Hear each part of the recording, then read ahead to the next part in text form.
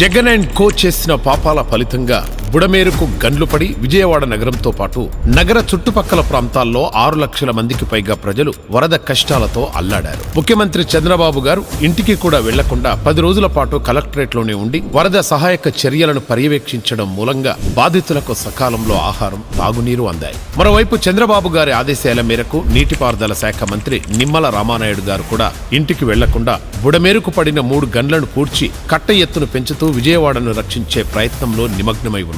వరద ప్రవాహం తగ్గిన చోట ఫైర్ ఇంజన్లతో బాధితుల ఇళ్లను శుభ్రం చేస్తూ, డ్రోన్లతో పట్టణం మొత్తం బ్లీచింగ్ పౌడర్ చల్లుతూ ఇంకా ప్రభుత్వ యంత్రాంగం మొత్తం సహాయక చర్యల్లోనే కష్టపడుతోంది. ఇదిలా ఉంటే మరోపక్క జగన్మోహన్ రెడ్డి వరద ప్రాంతాల్లో కూడా తన బురద రాజకీయాలను కొనసాగిస్తున్నాడు. మొదటగా ఫేక్ ప్రచారం మొదలుపెట్టాడు. చంద్రబాబు ఇల్లు మునుగకూడదనే బుడమేరు గేట్లు తెరిచారన్నాడు. ప్రజలు నవ్వేసరికి అమరావతి మునిగింది, చంద్రబాబు ఇల్లు కొట్టుకుపోయింది అన్నాడు. అది వర్కౌట్ కాలేదు. వరద బాధితులకు ₹1 కోటి విరాళమని చెప్పాడు. కానీ ఒక్క ట్రక్ లో తెచ్చిన 4 పాల ప్యాకెట్స్ పంచిపెట్టి ₹1 కోటి అయిపోయాయి అన్నాడు. అయినా జనం నమ్మలేదు. ఇంకా సిగ్గు రాలేదు. ఒకవైపు వరద కష్టాల్లో జనముంటే జగన్ కు ప్రతిపక్ష హోదా ఇవ్వాలని డిమాండ్ చేస్తూ విజయవాడ వైసీపీ నేతలు వరద ప్రభావిత ప్రాంతమైన సింగ్ నగర్ లో భారీ ట్రాక్టర్ ర్యాలీ చేశారు. ఇదే సమయంలో జగన్మోహన్ రెడ్డి పన్నిన మరో భారీ కుట్ర వెలుగు చూసింది. జగన్ తన అనుచరులైన వైసీపీ ఎమ్మెల్సీ తలశీల రఘురాం, వైసీపీ మాజీ ఎంపీ నందిగాం సురేష్లతో కలిసి ప్రకాశం బ్యారేజీని కూల్చి బ్యారేజీ దిగువన లంక గ్రామాల్లో ఉంటున్న 1,00,000 మంది ప్రాణాలను బలి తీసుకోవాలని కుట్ర పన్నాడు.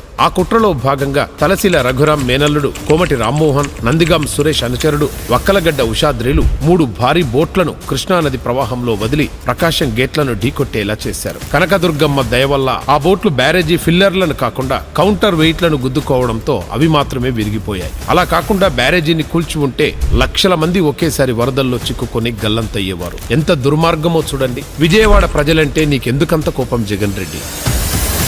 నాడు రాజధానిగా అమరావతిని అభివృద్ధి చేయకుండా విజయవాడ ప్రగతిని కూడా ఆపావు. నేడు విజయవాడ ప్రజలు వరదలతో ఇబ్బంది పడుతుంటే వారిని మరింత ఇబ్బంది పెట్టే ప్రయత్నం చేశావు. బుడమేరుకు గండ్లు పడటం నీ పాపం కాదా? అయినా నీకు కాస్తంతైనా పశ్చాత్తాపం ఉందా? అంత పగెందుకు? నీకు విజయవాడలో ఒక్క సీటు కూడా ఇవ్వలేదని కోపమా, లేక అధికారం పోయిందన్న కసితో సైకోలా మారి చేస్తున్న విధ్వంసమా? బ్యారేజీ కూల్చాలన్న నీ కుట్రపై ప్రజలకు సమాధానం చెప్పు జగన్ రెడ్డి.